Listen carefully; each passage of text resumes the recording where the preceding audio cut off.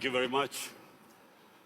First of all, I would like to thank the World Economic Forum for providing me this opportunity to speak to world leaders, business leaders, media people, to give the Pakistan perspective to the world. So I want to thank you specifically for that. Let me just start by saying that I am almost as old as Pakistan. Pakistan was only 5 years older than me. So I grew up with the country. And the country I grew up was supposed to be a welfare state. The founding fathers of our country wanted Pakistan to be what was called an Islamic welfare state. And as I grew up, I had no idea what a welfare state was. So it was when as a teenager I went to England. That's when I first discovered what a welfare state is. It's humanity, it's caring about the underprivileged. And so from then onwards, I always thought that if I ever got the opportunity, I would always want my country to be a welfare state. So this is my vision. Everything, all the policies which we make in Pakistan are towards that end, to make it into a humane country where the government takes responsibility of the weaker section of its society. So this is the vision statement.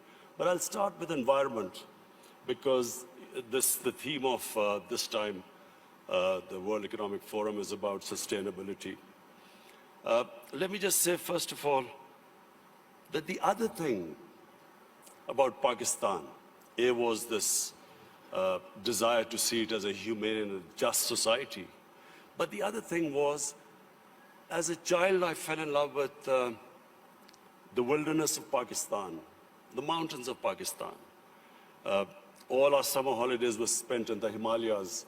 And so from that time onwards, what I loved about Pakistan was its wilderness, its mountains. And so, as with age I saw these mountains, this wilderness disappearing, and especially the way we destroyed our forest cover, I always resolved the second thing, that if I ever got the opportunity, I would make sure that we preserve this God-given beauty of our country. And we start a reforestation campaign. So in 2013, my party won an election in one of the provinces, which was the former northwestern western province called Pakhtunkhwa. And that's when we started one of the most ambitious campaigns to plant 1 billion trees in 4 years. And against all odds, we did it. No one expected it to happen, but we involved the local communities. We first made them understand how important trees were for the future. We made the people understand that Pakistan was very vulnerable to climate change. And we appealed to the people. We involved women in the mountainous areas to grow nurseries. And it became one of the most successful campaigns in our country's history of forestation. So we planted 1 billion trees. So when I became the Prime Minister, I resolved that we would plant 10 billion trees in Pakistan in the next 4 years. And this is now our objective. The experience we learned from the KP province, we are now using that experience to grow these nurseries, involve local communities, especially involve women, because they were very good in planting, developing and planting nurseries. So, why is it important for us to grow trees? For two reasons. One, as I mentioned, that Pakistan is vulnerable to global warming. Secondly, in our cities, pollution has become a silent killer. So unfortunately, there was no plan before, and our cities got very polluted, specifically Lahore, which had the pollution levels like Delhi in India, rose high because for some reason our planners removed 70% of the tree cover of Lahore in the last 10 years.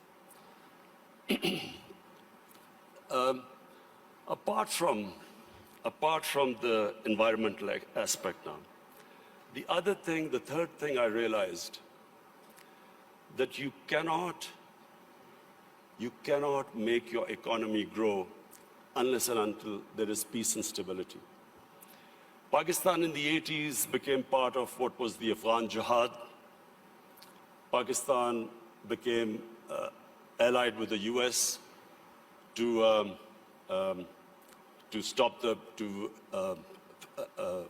fight for the freedom in Afghanistan from the Soviets. We had militant groups in Pakistan trained to do guerrilla activities in Afghanistan.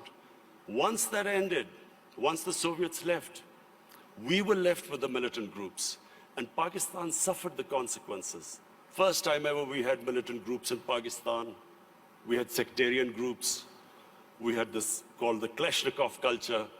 We had drugs coming into the country. And that was a watershed in Pakistan.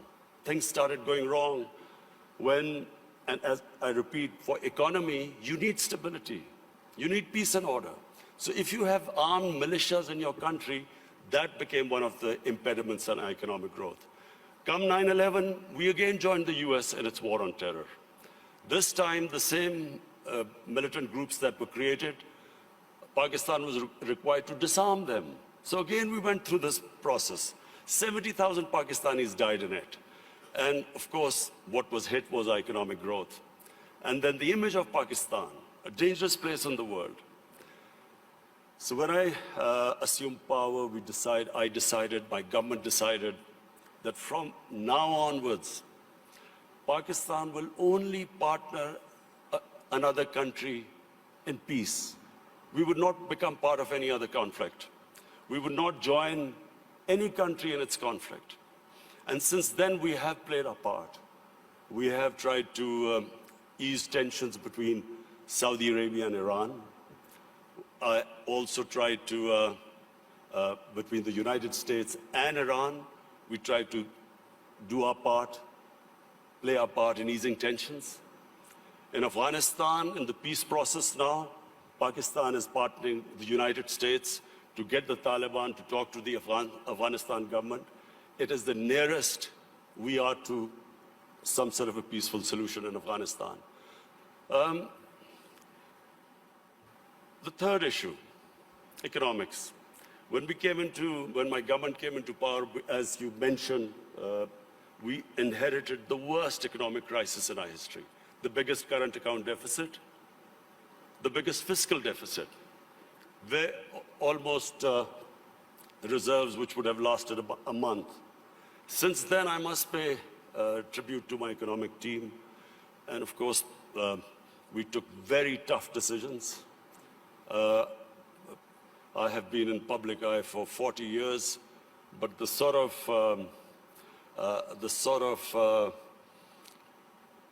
public attitude I have to face in the last 1 year, I've never faced in my life because of all these tough economic decisions we've taken. People are hurting. Naturally, when you do stabilization, you squeeze the economy, people hurt. But we have gone through this very tough period. And mercifully, our economy stabilized. The rupee that was falling, it's now, in fact, in the last few months, it's gained a bit. Our stock market has gone up. Investment in Pakistan year to year has gone up by 200%. So things are we are in the right direction, although I have to say we still have a lot of hard work to do. This year now, we are looking towards economic growth. The idea is now so that we provide employment, bring in investment in Pakistan, create the conditions. And I'm happy to say that in 1 year, according to the World Bank, that index of ease of doing business, Pakistan went up 28 points in the ease of doing business. We were in the top 10 countries, which made the biggest improvement. What are the advantages of Pakistan? Number one is our population. We are 210 million people. 60% of Pakistanis are below the age of 30. This is the real strength of Pakistan.